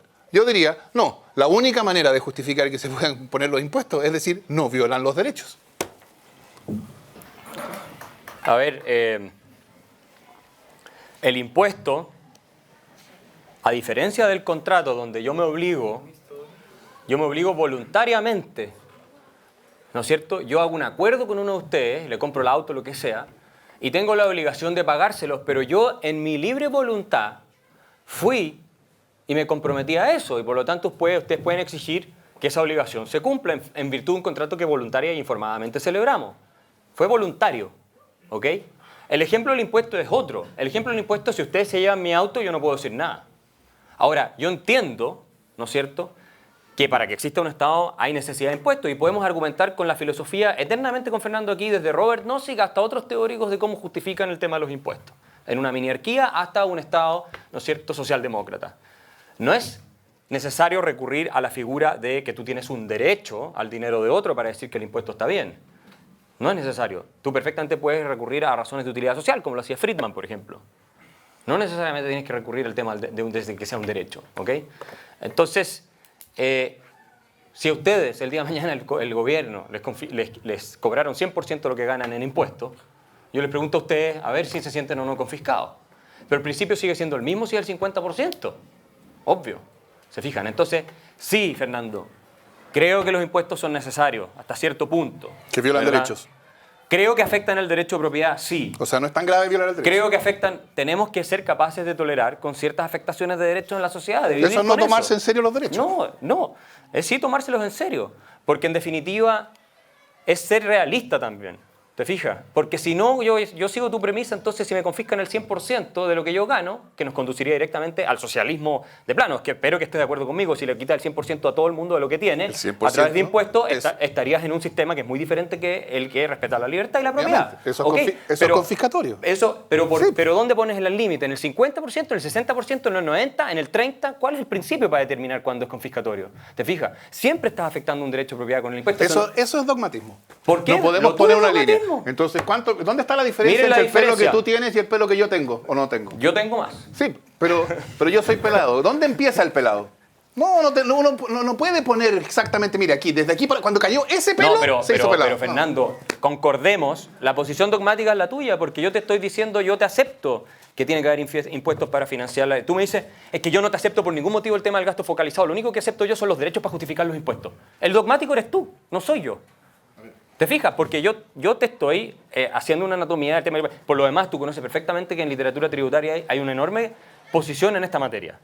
que habla de, y todas las revoluciones, desde la Revolución Francesa hasta la Revolución de 1688, hasta la Revolución de Independencia Americana, los impuestos fueron un tema central, por algo fue. No taxation without representation. Eso, pero tema. con representación sí se puede, porque no son afectación de derechos, precisamente. Bueno, no, si si son tú- afectación de derechos, no se puede hacer porque los derechos no se violan. Bueno, pero esa fue... Podemos entrar a discutir sobre la discusión de la Revolución Americana. La verdad sea dicha es que ellos pensaban, ¿no es cierto?, que eran confiscaciones arbitrarias y Jefferson se jactaba después de su segundo gobierno de que había prácticamente eliminado los impuestos del país. Ok, bueno, no entremos tanto en ese detalle. Ustedes ven, acá hay dos posturas. Ahora, ¿yo soy el único que defiende esta postura en el mundo? No. ¿Es Fernando el único que defiende esa postura en el mundo? No. Hay toda una tradición intelectual y filosófica y económica detrás de cada una de las posturas. Entonces, no crean que esto aquí es un tema entre Fernando y yo nada más. Sí, los invito a poder profundizar cada una de ellas porque van a sacar sus propias conclusiones. Seguimos con las preguntas entonces. Yo creo que tenemos espacio para un par más. Ahí, por favor. Ahí. Bueno, el que estaba primero. Después, dale. Esta pregunta es para Axel. Que de lo que habló de multiplicar por 100 o por 1000 de los ingresos, ahí no existiría una eventual inflación, lo que produciría una crisis o cualquier cosa. Mira, la pregunta es legítima. Mira, lo que yo hablo de multiplicar los ingresos, tú tendrías una inflación, obviamente, si tú tratas de multiplicar los ingresos usando el Banco Central para que imprima el dinero y se lo pase a cada persona, o lo imprima electrónicamente y lo deposite en la cuenta corriente de cada persona, ¿verdad? Porque en ese caso tú vas a tener más dinero circulando, pero la cantidad de riqueza de bienes reales producidos en la economía va a ser la misma. ¿Y qué pasa si tú tienes más dinero circulando y tienes la misma cantidad de bienes producidos en la economía? Bueno, obviamente como va a haber más unidades de dinero persiguiendo los mismos bienes, el precio va a subir. Entonces sí vas a tener una inflación y vas a tener una tremenda crisis. Pero es importante lo que tú estás diciendo, porque si tú te fijas cómo se han financiado los derechos sociales en países como Argentina, que tiene el doble del tamaño del Estado de Chile, en Brasil y en otros más, se han financiado precisamente porque el Estado, como no es capaz de conseguir los recursos cobrando los impuestos, porque ya no los pueden subir más, y porque tienen también evasión, ¿no es cierto? Lo que hacen es primero endeudan el país, y cuando ya no pueden endeudar el país para satisfacer todas estas expectativas de demanda social, empiezan a imprimir el dinero. Imprimen el dinero, se lo gasta el gobierno para financiar el gasto social, ¿verdad? Y con eso lo que logra es que los precios vayan subiendo, lo que implica que el poder adquisitivo, los ingresos reales de las personas, de los más necesitados, van cayendo. El caso ya descarado, extremo, patológico de esto es Venezuela, donde tú tienes una hiperinflación gigantesca, donde ya es un desastre completo, ¿ok? Pero hay otros países, Argentina, Brasil y otros más, que manejan tasas de inflación bastante altas. Y en otros países como El Salvador, como Panamá y como Ecuador, las economías después de tanta hiperinflación por financiar el gasto del gobierno terminaron dolarizándolas. Y hoy día los gobiernos ya no pueden gastar porque como no tienen el monopolio de la emisión del dinero, que es el dólar, entonces están frenados, ¿te fijas? Pero yo hablaba de multiplicar la riqueza.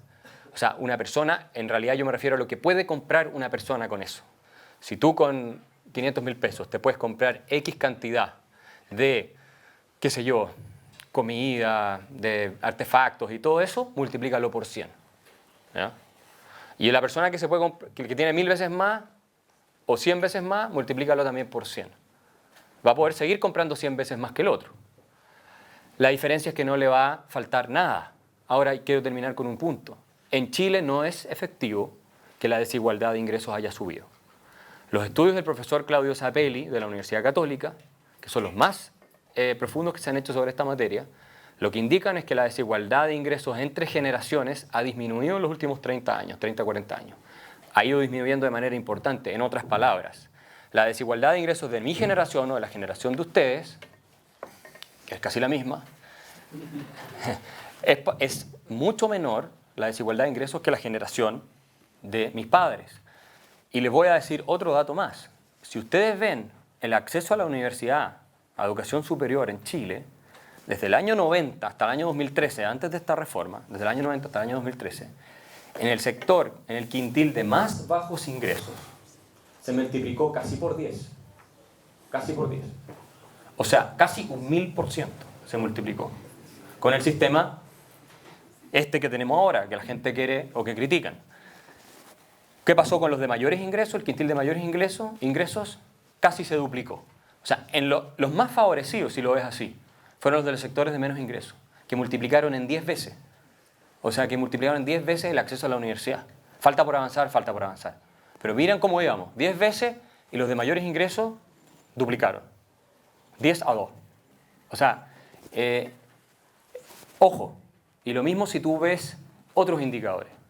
Entonces, cuidado, porque cuando, con toda razón, Fernando y sus coautores en el libro El otro modelo dicen, y leo porque tengo la página aquí, es bajo este modelo que fue posible que la pobreza declinara dramáticamente, que los chilenos de hoy sean más educados que los chilenos de ayer y que gocen de garantía en salud para un número creciente de patologías, y hablan del auge, cualquiera sea el origen social y la cuna que los vio nacer.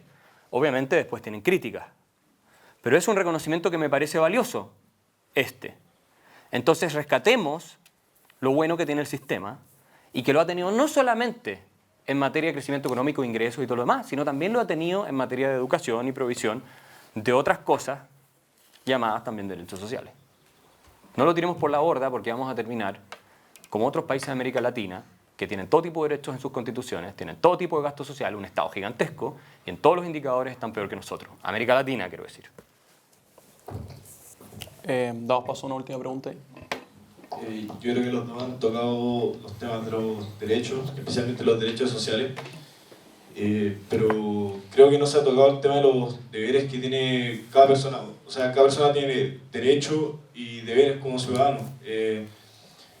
No puede ser que se hayan relativizado mucho los derechos en estos tiempos y puede ser casi una causa de la crisis que está viendo la sociedad chilena hoy en día. Que se hayan relativizado los derechos. O los deberes. Los deberes. Los derechos, que se están pidiendo muchos deberes, pero... No, al revés. Se están pidiendo mucho, está reclamando muchos derechos, pero se han olvidado los deberes. Esa es la... ¿Tenemos respuesta ahora que es la última? ¿Y después un fin? ¿O sí, esta es la última? 5 minutos de conclusión. Ya. Yo creo que ese argumento de que estamos hablando demasiado de derechos y no de deberes, yo genuinamente no lo entiendo. Porque cuando hablamos de derechos estamos hablando de deberes. Si los derechos y los deberes son dos caras de la misma moneda. Cuando hablamos, por ejemplo, del derecho a la educación, estamos preguntándonos si tenemos o no todos recíprocamente un deber de preocuparnos de la educación de todos. ¿No? Entonces, el que dice la educación es un derecho, está diciendo hay un deber político recíproco entre todos de crear, sostener, mantener, etcétera, un sistema educacional orientado a, etcétera. Entonces, la cuestión no puede hablarse de derechos sin hablar de deberes. Entonces, ¿cuál es la tesis que está detrás del que dice que tenemos que hablar de deberes? Yo creo que está mirando los deberes como si fueran restricciones independientes de los derechos. Pero eso genuinamente yo no entiendo lo que puede significar. Yo sugeriría que todos esos problemas, uno, en vez de mirarlos en términos de ¿estamos hablando de derechos o estamos hablando de deberes? Bueno, lo que estamos discutiendo es cuáles son los derechos, ¿no? ¿Por qué es un problema público que haya un alto grado de endeudamiento cuando se trata de personas que se endeudaron por recibir educación? Y no es un problema público que haya un alto grado de endeudamiento, o no es el mismo tipo de problema público cuando hay un alto grado de endeudamiento porque se endeudaron para comprar otras cosas. ¿Por qué? Porque la idea es que la educación es un derecho, ¿no? Entonces, pero claro, ese derecho supone que el deber de pagar es un deber que no se correlaciona con lo recibido, ¿no? Que hay una ruptura entre lo que yo recibo y lo que yo pago. Yo pago de acuerdo a mi capacidad, esa es la lógica del sistema tributario, yo pago de acuerdo a mi capacidad y recibo de acuerdo a mi necesidad, ¿no? Entonces, por definición, no me puedo encalillar, ¿no? Porque pago no de acuerdo a lo que recibo, sino de acuerdo a mi necesidad. Entonces, las discusiones sobre derechos yo creo que son las mismas discusiones que las discusiones sobre deberes, porque los deberes y los derechos son recíprocos. Yo concuerdo en ese sentido con Fernando, de que los derechos y deberes son inseparables. Cuando yo digo que tengo derecho a la educación superior, lo que estoy diciendo es que tengo derecho a que otro me la pague. Ahora, el beneficiado voy a ser yo, porque tengamos claridad de que las cosas gratis no existen, ¿verdad? O sea, en eso estamos todos de acuerdo. Si el Estado me va a dar a mí educación superior, ¿verdad? Entonces, de algún lado tiene que sacar los recursos, ¿de dónde los saca? De impuestos. de la gente que paga los impuestos. Yo voy a la educación superior, recibo una inversión en un bien de capital, digamos, que es el capital humano, es lo que se llama en economía. Disculpen que suene desalmado esto, pero así se tratan estos temas académicamente. Y me beneficio después, supuestamente, porque voy a salir a trabajar, voy a tener un ingreso más alto que los que no fueron a la universidad. ¿Quién me pagó la educación? Me la pagó gente que tampoco fue a la universidad y que no necesariamente se va a beneficiar. Por eso a mí no me parece justo el sistema en ese sentido. Y hay toda una discusión sobre qué tan regresiva es la educación superior. Gratuita, quiero decir, ¿verdad? Entonces, sí, educación superior gratuita suena espectacular. Y muchos países lo tienen, es verdad. Además de Corea del Norte, ¿no? Además de Corea del Norte. Y Cuba. Yo no sé si Corea del Norte la tiene, la No, verdad. por eso. Pero no, es que tú sabes tanto de Corea del Norte. Y Cuba tampoco, pero es cierto. Pero esas son caricaturas que hace Fernando, porque él sabe perfectamente que incluso en estos países hay grandes críticas a los sistemas de educación superior. Déjenme poner el caso de Alemania. Alemania es un país en el cual se había empezado a retroceder. José Joaquín Brunner tiene varias columnas donde ha hablado de este tema, criticando toda esta idea de la educación superior gratuita.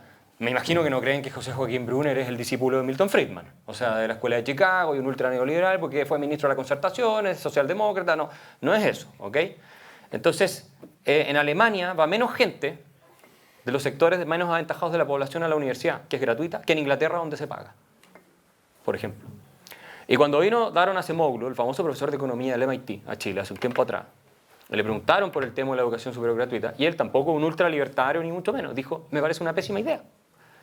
Lo que tiene que haber es un sistema de crédito. Si la gente que está yendo a la universidad está invirtiendo en su capital humano, después va a recibir un retorno, va a lucrar con la universidad. ¿Para qué van a la universidad? ¿Ah? Para lucrar, para eso van después. Entonces quieren educación sin lucro, pero ellos quieren lucrar después con la educación que les dieron sin lucro, ¿verdad?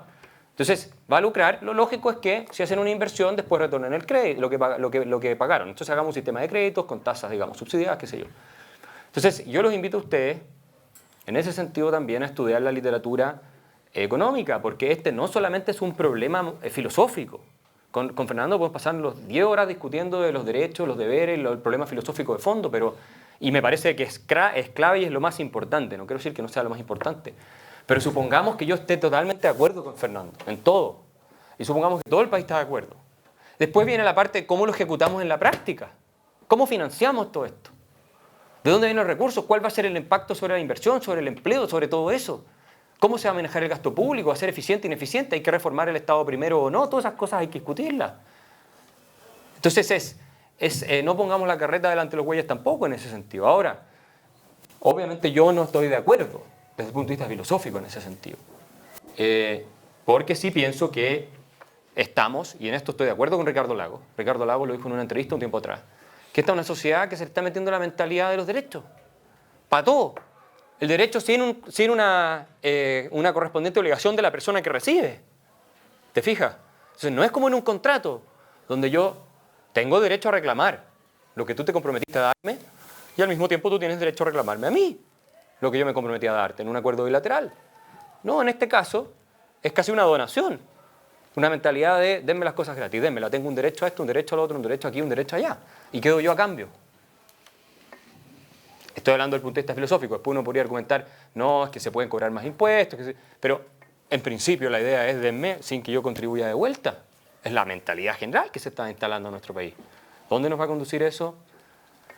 Temo que no por un buen camino. Llevamos 2 años de un gobierno con esa filosofía, que hay que criticarle muchas cosas, todo el mundo se las critica, de ejecución. 2 años y tenemos los peores indicadores económicos de los últimos 40 años en Chile. Y estamos endeudando al país a ritmos sin precedentes. El mismo ministro de Hacienda ha dicho que el gasto público es insostenible. Todas estas cosas importan, señores. O sea, todas estas cosas, esto importa para el futuro de las nuevas generaciones. Y al final esta cosa alguien la va a tener que pagar y no crean ustedes que la van a pagar solo los ricos. Vean ustedes cómo se están llevando la plata para afuera los ricos. Si no es que la vamos a sacar solo a los ricos, me decía Francisco Vidal. No. Resulta que la plata se la están llevando para afuera y ahora está quedando desempleada la gente común y corriente. Entonces, todas estas cosas no son tan simples. Yo los llamo por eso mismo a que ustedes se formen su propia opinión estudiando estos temas. Porque son relevantes y al final ustedes también van a ser actores en este país, algunos de ustedes seguramente también decisivos. Entonces es importante que se informen y lo analicen dentro de los marcos de las posibilidades reales que tiene un país como este.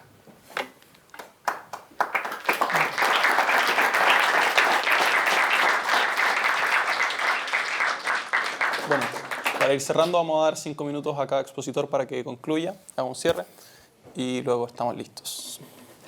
Gracias. Bueno, ya está, estamos terminando. ¿Ah? ¿Qué pasó? Casi lo boté.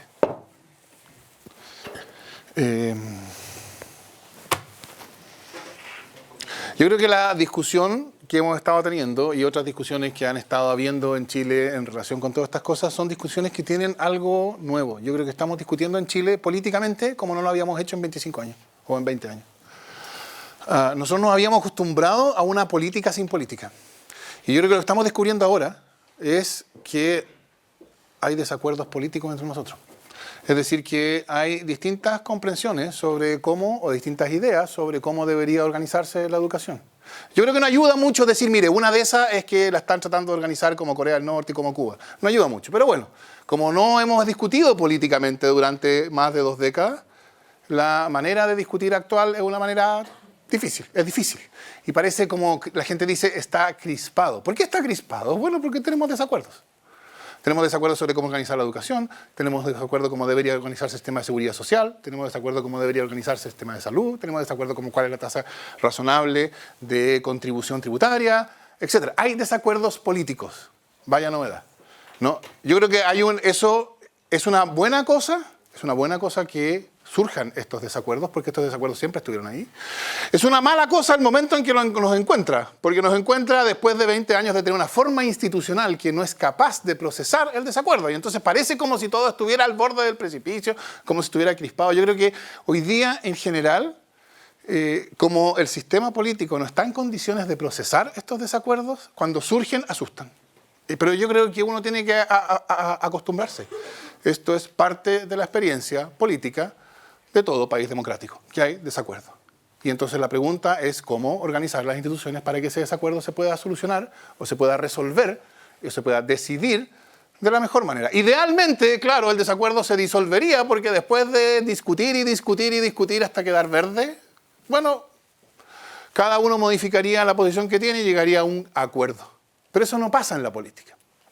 Yo diría, esa es la cuestión que nos enfrenta ahora. Nosotros estamos en una institucionalidad política que no es capaz de hacer lo que se espera de ella. Lo que se espera de ella es que sea capaz de procesar este desacuerdo.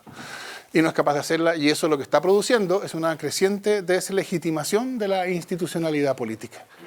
Y yo creo que eso, bueno, no son buenas noticias para nadie. Pero yo no sé lo que va a pasar. Yo alguna vez dije lo que yo creía que iba a pasar y me hizo famoso, así que no voy a repetir esa frase. Pero sí, yo sé que es un poco autorreferente haberlo dicho. Yo dije que... No lo voy a decir. Bueno, lo pueden averiguar. Si no, tampoco es... El punto es, hay una cuestión política importante que se tiene que resolver aquí. Y yo creo que una de las cuestiones en que se nota que no estamos acostumbrados a discutir es la imposibilidad de pasar de las etiquetas y los eslóganes a los argumentos. Ahora, el problema, por supuesto, como en todas las discusiones políticas, es que la crítica de caricaturización es recíproca. Entonces uno dice, bueno, ¿cómo? Porque yo le digo a Axel que su libro me parece un libro de propaganda, un libro de caricatura, sí, creo que lo es. Y él me dice lo mismo. Bueno, no exactamente, porque yo creo que él se siente reconocido más en la descripción que el otro modelo hace de la posición de personas como la de él, que yo me siento reconocido en la descripción que la tiranía de la igualdad hace de una posición como la mía. Pero bueno, es verdad que las acusaciones de eslogan y de caricatura son cruzadas. Y entonces la pregunta es cómo uno puede discutir más allá de las etiquetas, los eslóganes y las caricaturas en un contexto en que no tenemos experiencia de discusión política. Y yo no tengo una respuesta para eso. O sea, yo no estoy planteando esta pregunta retóricamente porque les voy a decir, y mi respuesta es, no tengo una respuesta. Lo único que yo me gustaría terminar enfatizando es, aquí hay un problema. Y el problema es este, creo yo. Y este no es el único problema que hay, pero es un problema sistemático y es un problema que es generalizado porque se comunica a cada discusión pública importante. Porque es un problema que tiene que ver con cómo discutimos. Entonces, un criterio que yo diría que es un buen criterio de identificación de caricaturas, sea donde sea que estén, es lo que yo les decía antes. Es la descripción que uno provee del otro, una descripción que el otro podría aceptar de sí mismo. Y habrán otras maneras. Yo creo que es una cuestión urgente, que desarrollemos la capacidad de discutir sin caricaturas y sin eslóganes, porque si no se puede pasar de eso, la discusión rápidamente empieza a girar en banda y eso, claro, exacerba los ánimos, todo parece más extremo, todo parece que es todo o nada, hay una marcha contra las AFP y entonces resulta que la única solución a mantener las AFP es, comillas, volver a un sistema de reparto. ¿Por qué tenemos que plantear las cuestiones entre lo que existe hoy día y volver a un sistema de reparto? ¿Por qué no podemos discutir sobre cómo organizar un sistema de pensiones que tenga alguna dimensión mayor que la actual de solidaridad y que no sea ni un extremo ni otro? ¿Por qué no podemos discutir sin dogmatismo? Y no podemos discutir sin dogmatismo, creo yo, porque la discusión es una discusión que es presa constante de etiquetas, eslóganes, caricaturas. Bueno, muchas gracias.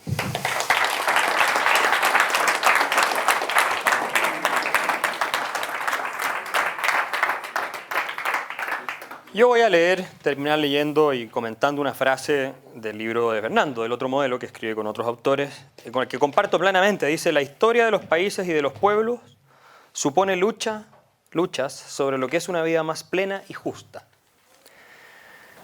Lo que tenemos, a mi juicio, hoy en nuestro país es precisamente una confrontación entre dos tradiciones filosóficas que plantean ideales de justicia incompatibles. No quiero decir que sea 100% lo uno o lo otro, pero que en general, en el grueso, plantean ideas de justicia incompatibles. Una posición de corte más bien socialista, en que el Estado asume el control de una serie de aspectos fundamentales de la vida de las personas, obviamente fundado en qué es lo moral, en qué es lo justo, en qué es lo social, en qué es lo solidario, utilizando ese tipo de lenguaje, no porque no lo crean, lo creen. Y otra posición, según la cual, ¿no es cierto?, el principio rector del orden institucional tiene que ser los derechos del individuo. Derechos a la libertad en un sentido, ¿no es cierto?, como ausencia de coacción arbitraria. Donde el Estado cumple un rol de gasto focalizado, como yo ya decía. Yo estoy de acuerdo con Fernando en que está lleno de eslóganes. Y les voy a poner el caso de la AFP. Las AFP son un robo, se dice. Ustedes saben, si le quitamos todas las utilidades de las historias de las AFP a los dueños de la AFP, todas, y la distribuimos entre los afiliados, ¿cuánto mejora la pensión de cada afiliado? Un 1%. Es decir, una persona que recibe una pensión de 150.000 pesos es una persona que va a recibir una pensión de 151.500 pesos. Es el gran robo de las AFP en Chile. Entonces, sí, está lleno de eslóganes. Y cuando se habla de volver a un sistema medio solidario, como dice Fernando, bueno, estamos hablando de un sistema más o menos de reparto, es la única forma. No hay otra forma de organizar el sistema de pensiones que no sea reparto o capitalización individual o mixto, reparto y capitalización individual. ¿De acuerdo? Estudien ustedes el tema técnico de la AFP, no me quiero ir en eso en este minuto. Pero se van a dar cuenta que es una muy mala idea y que los problemas de pensiones bajas son problemas técnicos que tienen que ver con baja densidad de cotizaciones, tienen que ver con que la gente por mucho tiempo deja de cotizar, con expectativas de vida que han subido, etcétera, etcétera, etcétera. Es mucho más técnico y más complejo que lo que se plantea en Twitter o que lo que plantean algunos que atacan este sistema. Pero no hay un criterio que se pueda establecer definitivo para saber si se hace caricaturas o no. Ustedes lo que creen, que yo creo que deberán hacer es leer ambos libros y formarse su propia opinión, con su criterio. Porque yo también pienso que en el libro del otro modelo de Fernando hay caricaturas sobre lo que llaman neoliberalismo, cuando dicen que es una cuestión puramente utópica, por ejemplo, y después reconocen que es el sistema con el que el país más prosperó en su historia. Cuestiones incompatibles, obviamente. Una utopía no puede funcionar en la realidad, ¿ok? O si tiene efectos, no van a ser los mejores efectos posibles. Entonces, estamos teniendo un debate sobre para dónde va a ir el país, basado en principios. Este es un debate, Alfredo Yoniant, coautor de este libro, siempre lo dice, es un debate normativo, es un debate ideológico de cómo debe ser el mundo, ¿ok? Y esos debates son acalorados y se producen en todas partes del mundo, no solo aquí. Ustedes van a ver cómo está Estados Unidos hoy día, Europa, y por favor, los debates son a un tono incluso más agresivo en algunos casos que acá. Entonces, yo cierro diciéndole Que ustedes estudien, que se hagan su propia opinión, que vean las estadísticas, que hablen con gente de todos los bandos, analicen, vean los datos, sírvanse de su propio juicio. No se compran lo que dice el Twitter, lo que dicen las marchas, lo que dicen los carteles, los afiches. Esa es la única manera, para volver al concepto que usa Fernando de ciudadanía, de ser un ciudadano responsable. Es educándose ustedes mismos. Lo que sí les voy a decir es que si ven la evidencia hoy, a 2 años de aplicar esta filosofía estatista, el país tiene los peores indicadores económicos de los últimos 40. Y que cuando ustedes ven a personajes de la concertación siendo los principales opositores al gobierno actual y a los asesores del gobierno actual y a la filosofía que representa el gobierno actual, y menciono a Andrés Velasco, menciono a José Joaquín Brunner, menciono a la Mariana Elwin, menciono a muchos otros más, ¿no es cierto? José Di Gregorio, quien hace poco tiempo habló de que en Chile el populismo estaba brotando por todos lados. Bueno, cuando ustedes ven eso, que los mismos que pertenecían, se supone, a ese grupo están diciendo paremos esto porque se está saliendo de los cauces, es porque algo hay, de que no estamos yendo por buen camino. Y si seguimos avanzando por este camino, adivinen ustedes dónde vamos a terminar. Conocemos lo que ha pasado con nuestros países vecinos. Les agradezco por su atención.